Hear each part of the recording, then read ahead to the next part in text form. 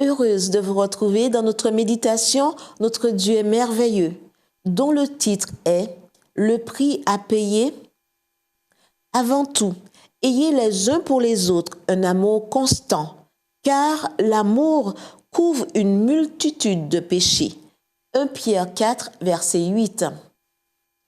Quelle est la différence entre amour inconditionnel et amour conditionnel? Selon le docteur Rachel Naomi Remen, la question est mal formulée. On devrait dire la différence entre amour et acceptation. Pourquoi?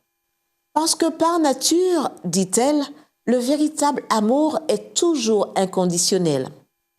L'acceptation, par contre, implique que l'autre personne remplisse certaines conditions pour mériter d'être aimée. Si par exemple mes enfants sentent qu'ils doivent d'abord ramener à la maison d'excellentes notes pour être aimés, alors ce qu'ils reçoivent de moi est de l'acceptation.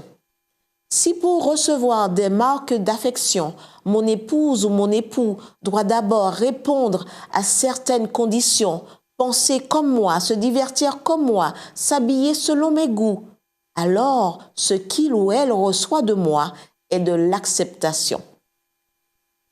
Aimons-nous nos parents et amis pour ce qu'ils sont comme personnes ou pour ce qu'ils font?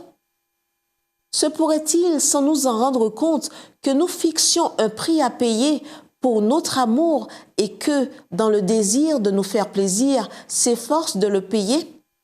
Le récit qui suit, publié originellement par le Reader's Digest et commenté par John Powell, servira d'illustration.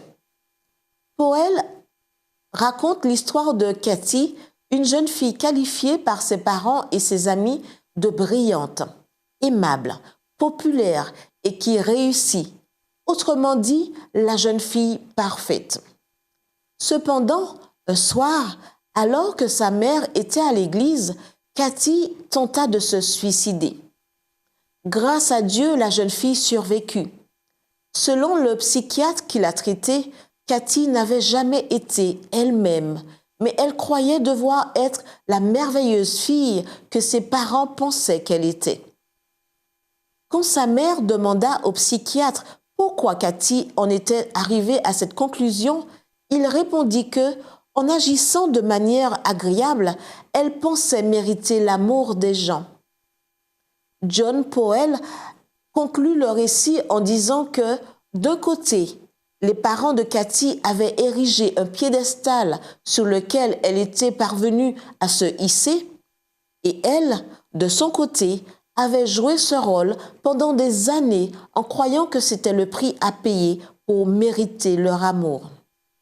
Prix à payer. Est-ce que peut-être, sans nous en rendre compte, nous faisons payer à nos êtres chers pour notre amour?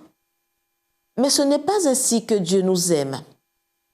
Par sa grâce, il nous accepte comme nous sommes et par sa grâce, il nous transforme en ce que nous devons être.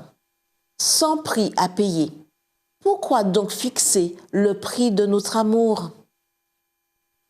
Prions. Père céleste, je veux aimer comme tu m'aimes, sans requis préalable ni condition.